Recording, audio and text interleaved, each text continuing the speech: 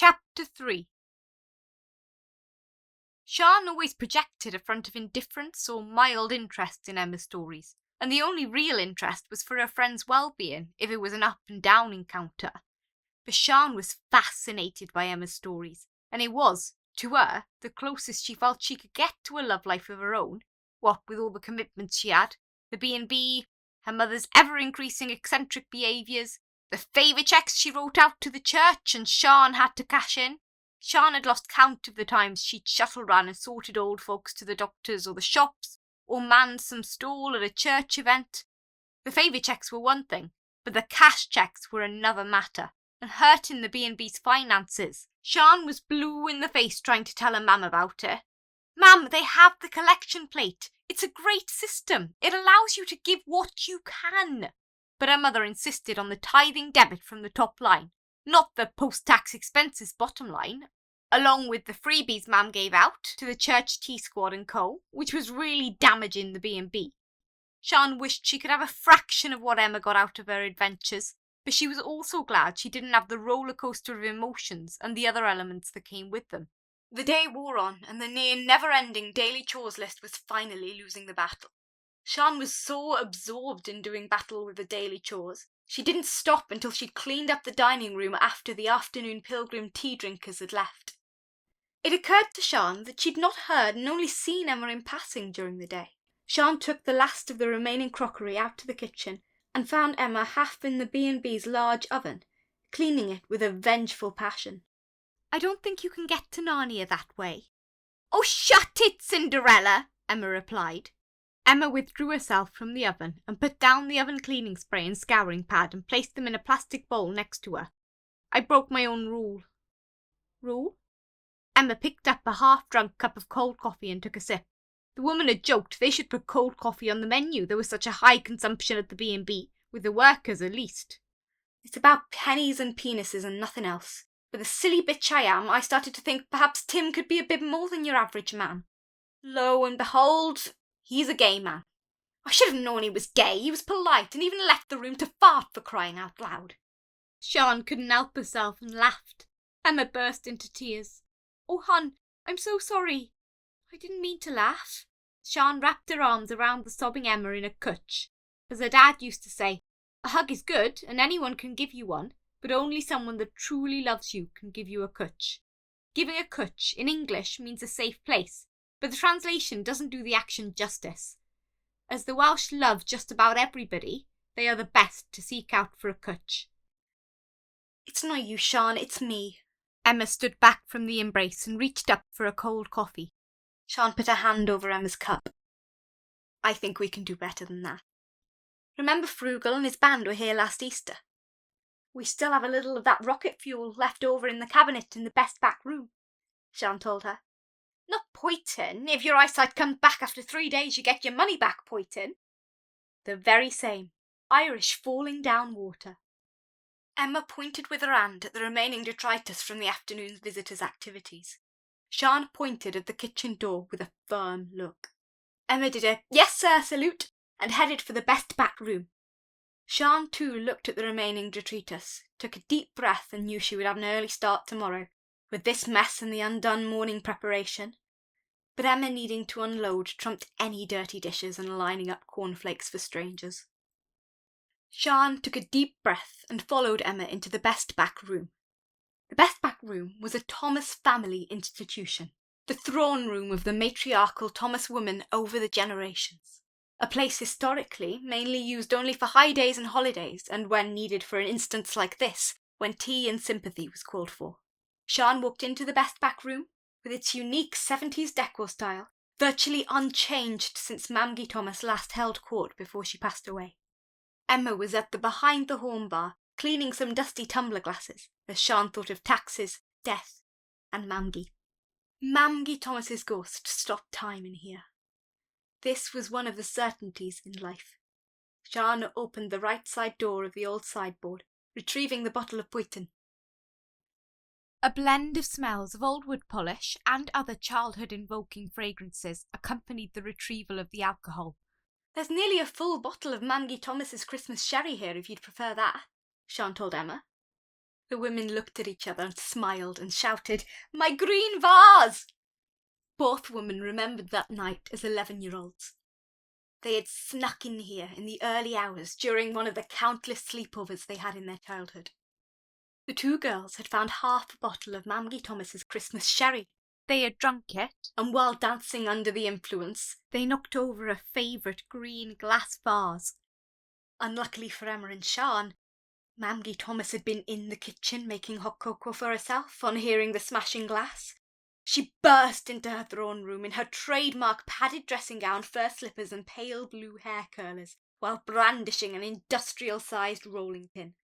On seeing the girls, she went from battle with a burglar mode to relief, then anger on seeing her broken vase. Mamgie Thomas's battle entrance made the girls jump, followed shortly after by the sherry in Emma's stomach jumping out all over her nightie and the room's orange rug. But like a true Mamgie, when Sian's parents heard the telling off she was giving the girls and came to see what the commotion was about, she covered for them, telling Sian's parents that Emma must have a bug or something and she would sort it out. The bug cover story also worked well with the way the girls felt the next morning. Your Mamgie was a fair old game bird. She never told my parents about that night, and I never saw her so animated as she was that night with her Amazon warrior queen bit, and the roasting she gave us. Sian poured them 2 glasses of pudding. Years later, one Christmas evening, we were watching some old black and white film, and with a few sherries in her, she told me that it was not an expensive vase from Paris her grandmother left her. It was a cheap vase from Porthcawl Fair a boy that was not Dadkey had won on the guns for her. Emma laughed and took a glass from Sian, raising it in the air. To Mamgie Thomas and a juicy story we're not going to hear this side of life. Sian nodded and took a sip of the fiery pudding. The rough, very strong vodka, earthy taste hit the back of her throat. Emma picked up her vodka, swirling it in the glass. The clear liquid sloshed on the inside of the glass, leaving a thin film on the cup's wall, slowly sliding back down to join the main liquid. What was the name of the film? I'll look it up on YouTube, Emma asked. I don't remember. Now that was a nice try, girlfriend, but spill the beans like a good girl. I grant you, seeing 2 guys doing that when you're being intimate with them and you're not expecting it can throw you. But it's not that bad. Next to that guy that had rubber sheets and wanted you to pee on his face. But you bounced back after an hour of telling me that. Yet you've been down all day today. Emma took a sip of her drink and she involuntarily shuddered with the tag team of the alcohol and the memory of the afternoon on the rubber sheets. Golden Shower Gareth, yeah, he was a strange one, that was for sure. He took me for a spot of lunch in this bar near me, got us a bottle of wine, then a second. I thought he was trying to get me drunk to have his wicked way. Boy, was I wrong. If only I had known then what he had planned. A 3rd bottle and I may have been up for it. Not that I would have had any choice. I'm a 2-bottle bladder girl. Emma smiled at her own joke and swirled her glass again before she took another sip of her drink. It wasn't the gay thing. You know I've got no problem with that. I was, yes, shocked when I saw what they were doing. And if it was another guy other than Tim, I would have got over the initial shock and we could have gone to the bedroom for round 2. Emma downed her drink and poured them another round, hers a few fingers larger than Sian's. The more time I spent with Tim, the more I felt at home with him. Tim may not be the greatest looking or fashionable, etc. You could even say he's boring. But he's safe, dependable, attentive, damn it, Sian, even a good friend. You could say he's a guy you'd settle for where you start to feel 30 rearing its ugly head. Emma downed her drink and offered the bottle to Sian. She put her hand over her glass. Emma poured herself another, with 1 more extra finger than the last time. I love all the attention and variety I have, my flat and Dad's allowance each month. I want for nothing. But all I've ever wanted was a home with people that I love under the same roof. Emma dipped her head, trying not to cry. Sian held her hand. You have a home here with loving people that love you. You know that you're family. Always have been, always will be. Move in if you want. Mum would love that, both her girls together. You know she sees you as her own, and she's all but adopted you. Emma smiled and put her hand over Sian's and squeezed it. Thanks, sis. but I wasn't weighing up Tim for his settling for qualities. For once past his static exterior and lack of imagination, he's passionate. Okay, with computer projects, but with the right stimulation and after the necessary training, he is less focused on his computers. What he lacked in many areas, he made up for in others. He was a gentleman, thoughtful, and would make a great father. Emma downed her drink again in one, and while Sian was wondering if room 6 was free and made up, the normal end result of one of Emma's offloadings, Emma shocked Sian by putting the glass down and putting the cork back in the bottle of poison. Thanks, sis. Don't worry, normal service will resume tomorrow. I'm heading home. I'm bushed. Sian was about to offer her room 6 or a taxi, but Emma shook her head, answering Sian's question using the virtual telepathy that women had developed over the decades. I'll walk home, hun. I need to clear my head. That poison is way too strong. Both women stood, a little unsteadily, and embraced the virtual telepathy communicating their farewells. Emma left, and Sian watched her leave. She knew it was not the end of it. Far from it. Was the first part over for now? Yes. And yes, normal service will resume tomorrow. One thing Emma was good at was faking it until she could make it. Sian looked in the direction of the kitchen after Emma left. She contemplated going back into the kitchen and finishing the dishes and morning preparation.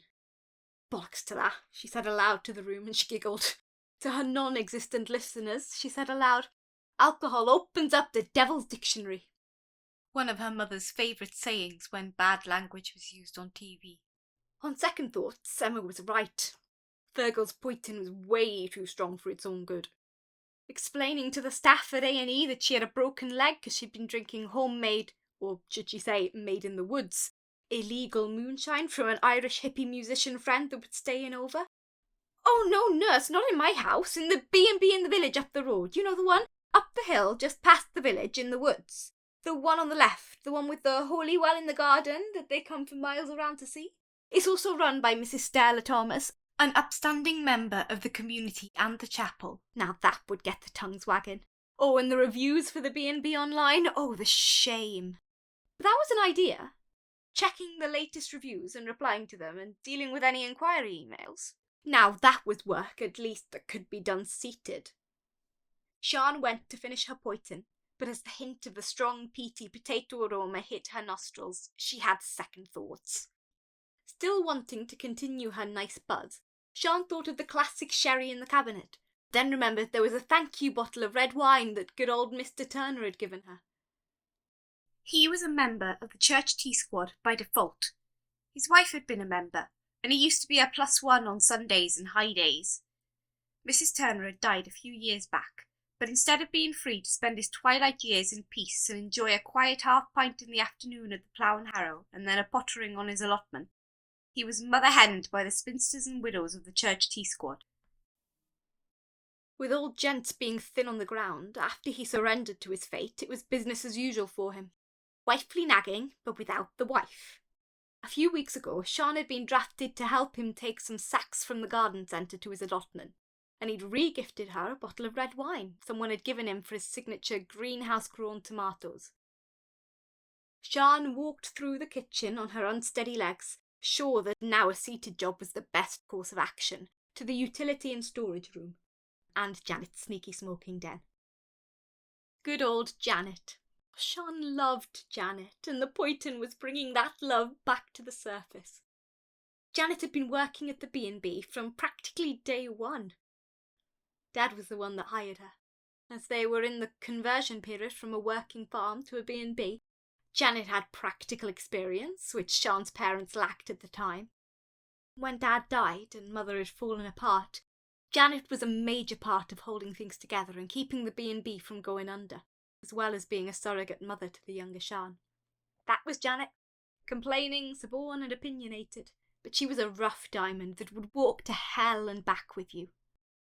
Sian looked on the shelves in the utility and storage room and found the red wine behind the industrial baked beans tin, next to Janet's old bar ashtray she had saved from some pub when the smoking ban law had banished her outside. Most days, Janet would have her sneaky ciggy outside in the gardens. Sian saw her in her mind's eye, out in the upper garden with her first cup of tea of the day, a cigarette and the latest gossip magazine, berating people in the magazine with comments such as, "Stupid woman, could you not see he's having it away with the woman next door?" Or, "She needs some real problems, good girl." Or, "You drag your kids up and you're surprised they turn out that way?" She would shout to anyone that was prepared to stay and listen. Failing that, lurk within earshot. But in most cases, Janet just told the bushes and the birds. Picking up the red wine, a few of Janet's rolled up gossip magazines fell off the shelf onto the floor. Sian sighed and bent down to pick them up. Not the best idea after a few glasses of Irish falling down water, which could also be called trying to stay upright Irish water. One of the magazine's eye-catching cover headlines caught Sian's attention. "I hired a man for fun. Read Maud's full story on page 17. Sian flipped to page 17 and saw the full article headline. The words "male escort" jumped out. Sian was intrigued. Gigolos were real? Sian thought. Well, it's something to read while the ancient second-hand laptop fires up. Old Noah probably once owned it to count the animals onto the ark. Replacing the other magazines on the shelf, Sian took her chosen copy and the red wine and headed back into the kitchen, pouring away the last of her poison. Sian went to the office to fire up the ancient laptop. The office had served the Thomases family for generations, from before the B&B was a B&B and was a farm. The office, like the best back room, held the spirit of those that had gone before. The Thomas family was of the opinion, if it's not broken, don't fix it. So, as a consequence, the office was still very much a paper-based administration. The Thomases, over the generations, had been dragged kicking and screaming to adopt new practices and technologies. Dadky Thomas had to admit that the telephone was not a fly-by-night gadget and was here to stay. It was the same with Mam. She'd only just finally accepted they needed a computer to do the accounts and print off assorted menus, notices and the like. She even went as far as to get some admin done online. And when the guy that had come from the council business service made a case for the B&B to have a website, Mam was up for it, especially when he said it could increase earnings. But when she and Mam went to see that poor web designer in Swansea and he told her how much it would cost, Mam gave him both barrels. The Thomas, if it's not broken, don't fix it mentality kicked in, and Sian couldn't argue with Mam's logic, as most people found them without a cyber sign in the first place. Mam was right. People came to the old farm to visit the spring. It was the reason Dad turned the farm into the B&B in the first place. Sian had tried explaining to Mam a bigger sign would have meant more people would see it, hence more customers and more profit.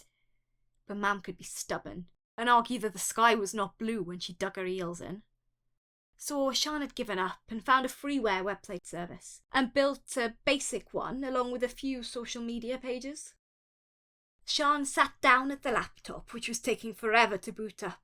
She poured herself a glass of red into her old Poitin glass and took a sip, but the blend of grapey wine and potatoey Poitin was not a pleasant mix. Sian screwed her face up with the taste. Not wanting to waste good wine, she downed it in one and poured herself another. Her logic being the first pouring of wine would kill the Poitin taste, ready for the second pouring. Sian took a sip from her second glass and looked at the laptop screen. It was still booting up. Cursing, Sian picked up Janet's magazine.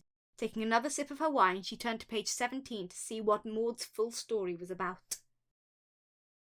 As Sian started to read, there was a ping. She looked up and saw the laptop's home screen waiting for her attention.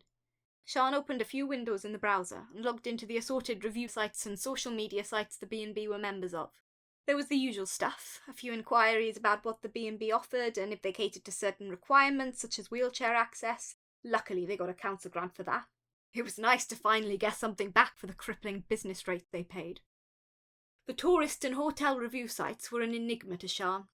If her fellow local service providers were to be believed, you could bend over backwards and then some to please your customers, but there was always that one that you could not please. They would make a mountain out of a molehill and then do great damage to business with petty reviews or plain bold-faced lies. But the B&B did not have this problem on review and social media sites. Occasionally there was a bad review or a troll, but when a bad review or troll appeared, an army of cyber warrior angels came out of nowhere and decimated the trolls or swamped the bad reviews with dozens of good ones. After answering a few inquiries on directions to the B&B, Sian opened the dashboard page of the new website that had been built for the B&B. A few weeks previously, Emma had discovered Sian being very assertive in replenishing the linen storeroom. Using their telepathy, Emma asked if Sian had had a fight with her mother. The telepathy was right on the money. Sian and her mother had locked horns again over the need for a proper website. Sian had put herself at a disadvantage by creating the freeware site, all the ammo her mother needed. Emma told Sian to expect a visit later. True to her word, in the evening Sian answered a knock at the front door to Tim and an inquiry that she had a networking problem that he was sent to help her with. Sian had brought him and his bag of tricks into the office and started the laborious booting of the old laptop. Tim had opened his bag of tricks and pulled out a state-of-the-art laptop. Seeing a furrowed brow, Sian asked him what the problem was. His reply was that all was well, it was just that her Wi-Fi was top-notch. Sian explained that it was nothing but the best for the guests. Sian bent Tim's ear about the war of the web with her mother. "Ah," was his reply. "I have a granny like that. Leave her with me." Cracking his knuckles, he began to work. Sian had awoken to a gentle shaking of the shoulder. "All done," Tim said, showing Sian the screen of his laptop. "What time is it?" "A little after 4 a.m. Tim, on starting his work, had moved his fingers over the keyboard of his laptop with a running commentary and polite turn-downs to offers of drinks and food. After what seemed like an age of trying to keep interested and more so understanding, boredom and exhaustion from a long day overtook her. "Tim, I'm so sorry, No worries, Sian. I'm a nerd. Being boring is part of the job. I'm used to it." "What can you say to that?" Sian thought. Tim went on to explain again at 100 miles an hour, but to his credit, he handed her a scrap of paper with a link to an online PDF file explaining everything. Tim knew his stuff, that was for sure. And after getting used to the mechanics of the website, it was a godsend, doing most of the work itself with an auto-answering search engine. Before Sian had lost the battle with the Sandman, she had asked Tim about his thoughts on the army of cyber warrior angels. He explained that some brands build up a tribal feel about them and go beyond just customers and become self-appointed custodians. All was well on the website, as well as on the other sites. The cyber warrior angels on duty again with Tim's handiwork. He really was a nice guy, working 8 hours straight just to help her out. She hoped he and Emma could work things out, even if it was just to be friends. With no more sit-down work to do, Sian looked at her glass half full. Shame to waste it. She refilled it, smiling at one of Emma's past comments. "The more you drink, the more rebellious you become." "Oh, Emma, it's not just with the drinking I'm feeling that way these days." With all the day's work done, Sian returned to Maud's full story on page 17. Maud, as Janet would put it, needed some real problems. Being the wife of a workaholic husband in London and having more money than sense. Our girl Maud was feeling neglected and unloved, wanting to feel love and passion again. "Oh, you and me both, good girl." Sian raised her glass to her fellow sufferer. Maud had entertained the idea of an affair. She didn't lack suitors. "Jammy's bitch, send us a spare then," Sian told Maud, refilling her glass and reading on.